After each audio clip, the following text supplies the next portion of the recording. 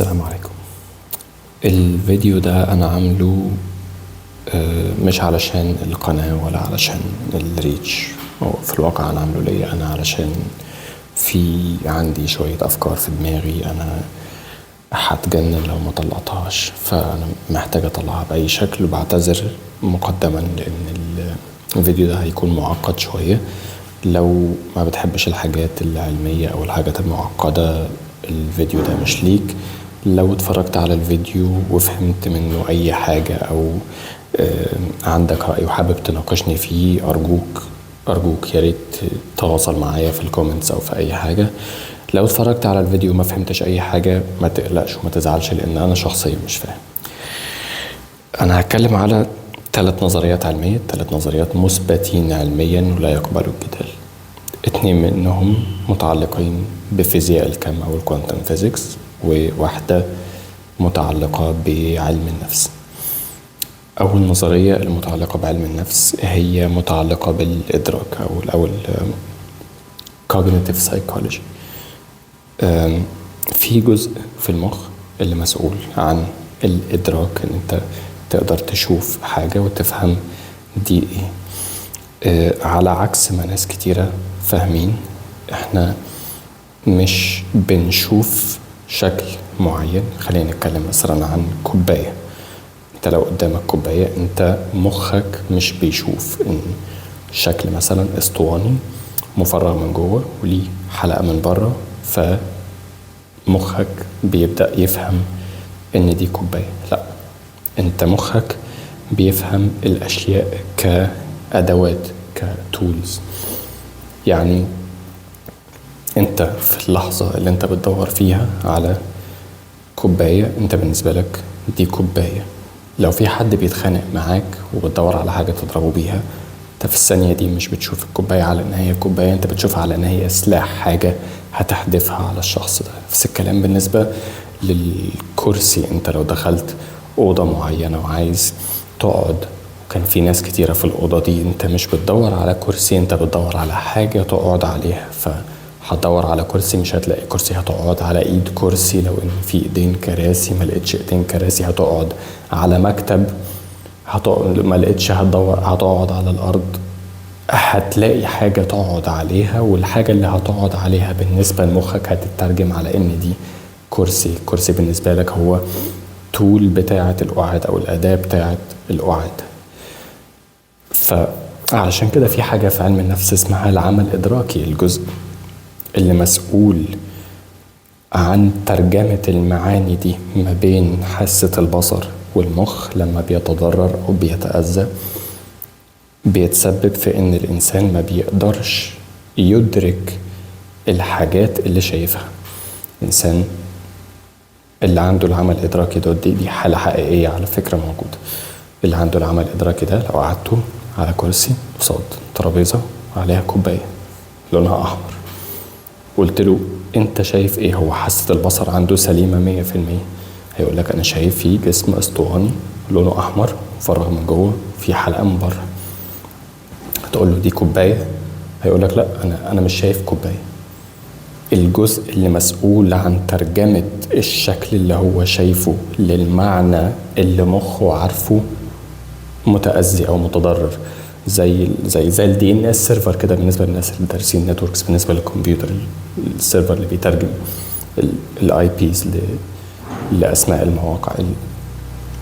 تمام. ده النظريه الاولى.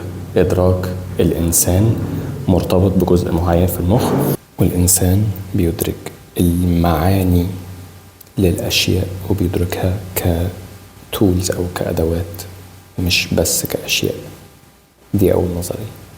تاني نظرية هي مرتبطة بالنظرية المؤسسة لعلم الكوانتم فيزيكس أو فيزياء الكم.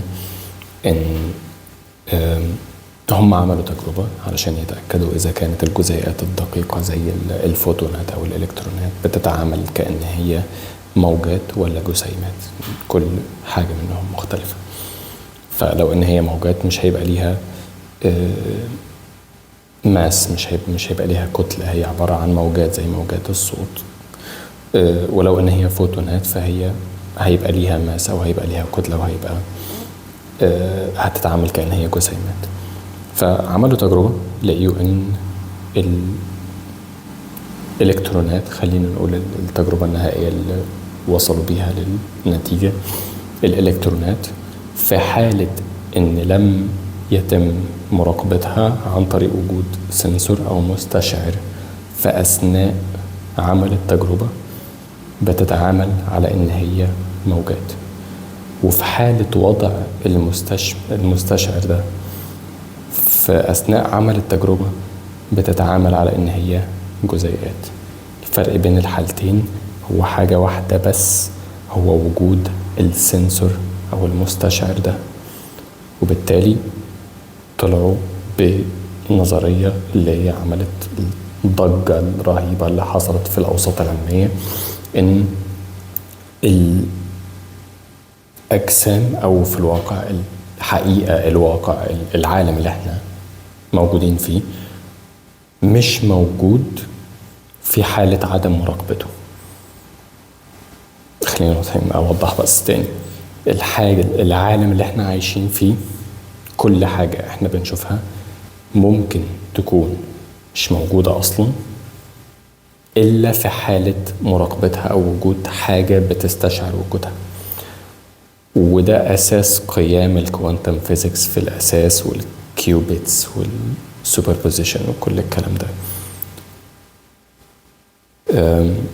النظرية الثالثة، ودي برضو نظرية مثبتة علميا، إن أساس تكوين كل المواد واحد.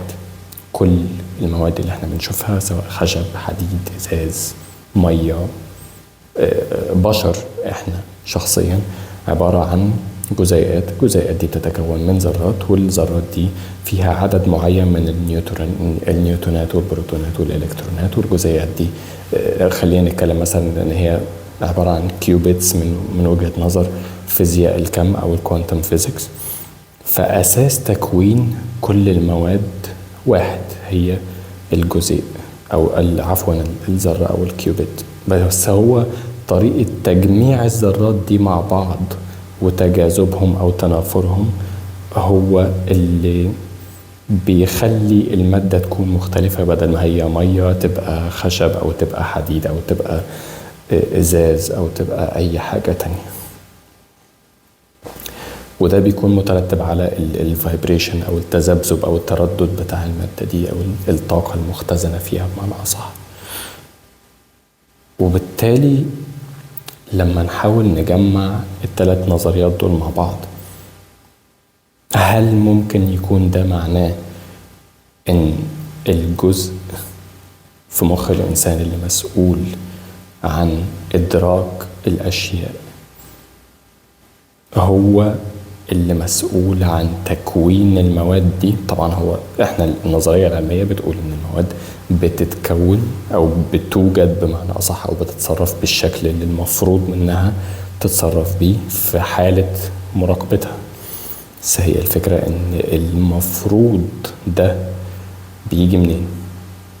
ده اللي ما في ده السؤال اللي معلهوش اجابة لحد دلوقتي. هل المفروض ده بيجي من المادة نفسها؟ المادة نفسها فيها بروجرامينج معين، او الجزيئات نفسها او الكيوبيتس فيها نوع معين من البرمجة يخليها في الوضع العادي تتعامل على ان هي موجات، او في حالة uncertainty، في حالة احتمالات متعددة، ولما بيتم مراقبتها بتتعامل على اساس البرمجة دي وتبدأ تتعامل على ان هي جسيمات او تتعامل بالشكل اللي تم برمجتها عليه مسبقا؟ ولا المادة دي بتتأثر بالperception أو بإدراك الشخص اللي بيراقبها نفسه؟ واللي هو احتمال مش بعيد، بالذات ان احنا في عندنا حاجات كتيرة اتكلمنا عليها قبل كده اللي ليها علاقة بقوانين الجذب، ان انت نيتك في التعامل او الطاقة بتاعتك او افكارك بتأثر على العالم حواليك وبتأثر على كيفية تعاملك مع الأشياء وردود أفعال تصرفاتك. لو أي حد فاهم أي حاجة يقول لي، إن أنا مش فاهم.